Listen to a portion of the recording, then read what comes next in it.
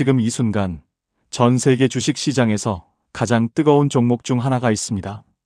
단 1년 만에 주가가 900% 가까이 오른 회사, 시가총액 1조 달러 클럽에 입성한 회사, 월스트리트가 새로운 AI 슈퍼스톡이라고 부르기 시작한 회사입니다. 그런데 이 회사 이름을 아는 한국 투자자는 많지 않습니다. 이 회사는 1978년 미국 아이다호주 보이시의 한 치과 병원 지하실에서 시작됐습니다. 4명의 엔지니어와 감자 농장을 운영하는 사업가의 투자금으로. 이것은 100% 실화입니다. 본격적인 이야기에 앞서 한 가지를 먼저 짚어야 합니다. 이 회사가 만드는 것이 무엇인지부터 알아야 하기 때문입니다. 지금 여러분이 보고 있는 이 화면, 손에 든 스마트폰, 집안의 스마트 TV, 자동차 내비게이션, 회사의 서버, 이 모든 것은 메모리 없이는 단 1초도 작동하지 않습니다. 메모리는 컴퓨터가 지금 이 순간 처리 중인 정보를 임시로 담아두는 공간입니다. 저장 장치인 하드드라이브와는 다릅니다. 메모리가 없으면 아무것도 실행되지 않습니다.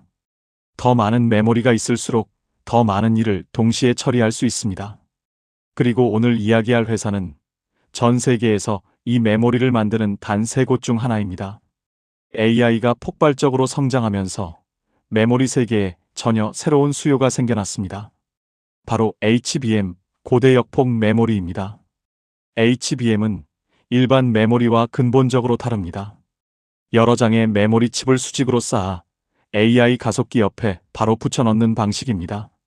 데이터를 주고받는 속도가 일반 메모리보다 수십 배 빠릅니다. AI 데이터 센터를 구축하려면 이 HBM 없이는 불가능합니다. 그리고 지금 전 세계 AI 기업들이 이 HBM을 구하지 못해 발을 동동 구르고 있습니다.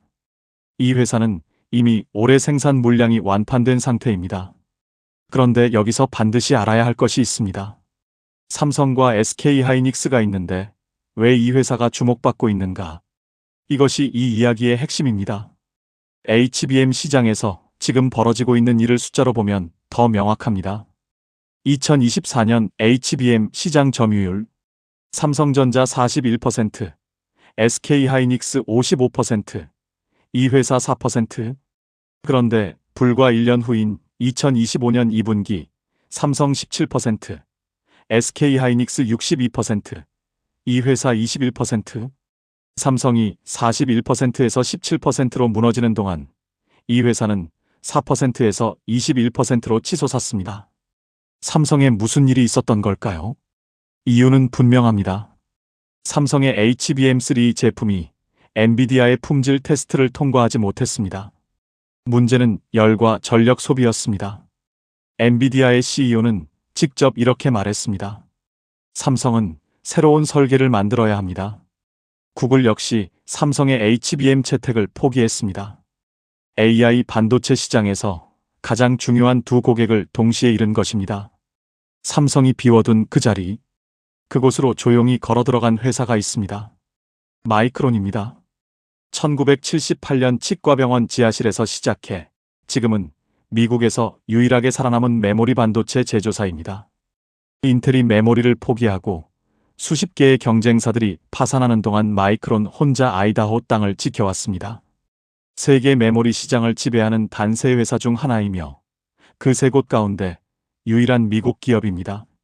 마이크론이 여기까지 오는 길은 순탄하지 않았습니다. 1980년대 일본 기업들이 정부 지원을 등에 업고 메모리 가격을 원가 이하로 내려 쏟을 때 미국의 메모리 산업은 사실상 괴멸됐습니다. 인텔조차 디램을 포기했습니다. 그 시절 살아남은 미국 메모리 기업은 마이크론뿐이었습니다. 살아남은 비결은 단 하나였습니다. 극한의 원가 절감, 아이다호의 낮은 땅값과 전기료, 낮은 이직률, 공정을 끝없이 단순화하고 웨이퍼 한 장에서 더 많은 칩을 뽑아내는 집착. 위기 속에서 만들어진 이 DNA는 수십 년이 지난 지금도 마이크론의 가장 강력한 무기입니다. 1990년대, 이번에는 한국이 메모리 시장을 장악하기 시작했습니다. 삼성은 외환위기 속에서도 역발상 투자를 단행하며 경쟁사들을 하나씩 무너뜨렸습니다. 독일의 키몬다, 일본의 엘피다가 파산했습니다. 마이크론은 2013년 파산한 엘피다를 인수하며 버텼습니다. 결국 전 세계 메모리 시장은 삼성, SK하이닉스, 마이크론 단 세 회사의 과점 체제로 굳어졌습니다. 그리고 수십 년간 이 시장은 지독한 사이클을 반복했습니다. 메모리 반도체 산업은 40년간 지구상에서 가장 잔인한 사업 중 하나였습니다. 가격이 오르면 모두가 공장을 짓습니다. 공장이 완공되면 공급 과잉이 옵니다. 가격이 폭락합니다. 회사들이 막대한 손실을 냅니다. 그리고 다시 처음부터 이 사이클이 수십 년째 반복됐습니다. 마이크론 주주들이 이 롤러코스터를 타온 세월이 얼마나 됐는지 알아야 합니다. 그런데 지금 뭔가 달라지고 있다는 이야기가 나옵니다. AI가 메모리 시장의 구조 자체를 바꾸고 있다는 것입니다. 강세론자들은 이렇게 말합니다. 첫째, 마이크론이 AI 기업들과 장기 계약을 체결하고 있습니다. 가격을 고정시키는 계약입니다. 과거처럼 시장 가격에 휘둘리는 구조가 아니라 안정적인 수익을 보장받는 구조로 변하고 있다는 것입니다. 둘째, 전 세계 AI 데이터 센터가 HBM을 구하지 못해 아우성입니다. 마이크론은 이미 2026년 생산 물량까지 완판된 상태입니다. 공급이 부족하면 가격 결정권은 파는 쪽에 있습니다. 셋째, 실적이 폭발하고 있습니다. 2025회계연도 마이크론의 매출은 374억 달러로 사상 최대를 기록했습니다. HBM에서만 연간 80억 달러 규모의 매출이 예상됩니다. 하지만 냉정하게 봐야 할 것들도 있습니다. 반론은 이렇습니다. 첫째, 메모리 사이클은 죽은 것이 아니라 잠든 것일 수 있습니다. 지금 마이크론도 삼성도 SK하이닉스도 모두 공장을 짓고 있습니다. 2, 3년 후 그 공장들이 동시에 가동되면 공급 과잉이 다시 찾아올 수 있습니다.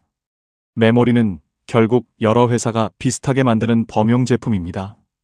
범용 제품의 가격은 영원히 높게 유지될 수 없습니다.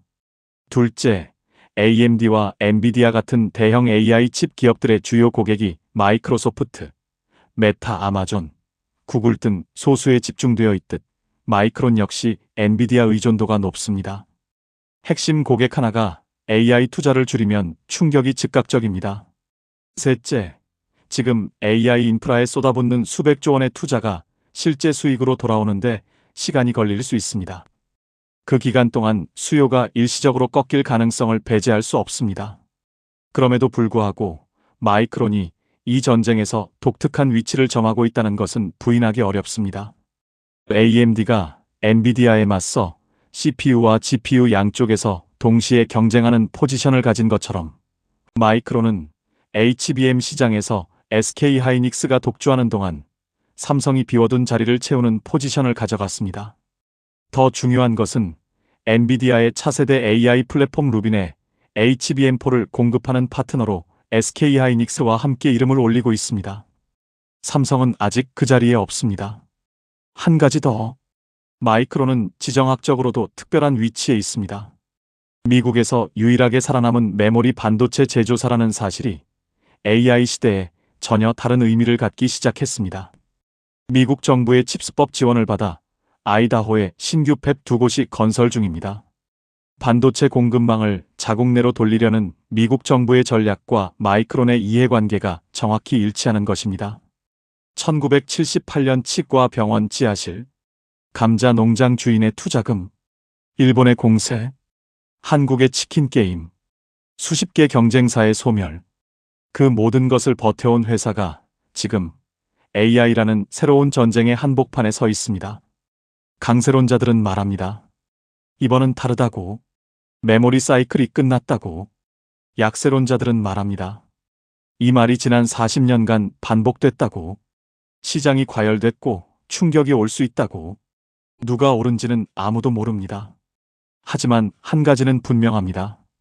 삼성과 SK하이닉스가 AI로 세상의 주목을 받는 동안 그 틈새를 가장 조용히, 가장 빠르게 파고든 회사가 있다는 것.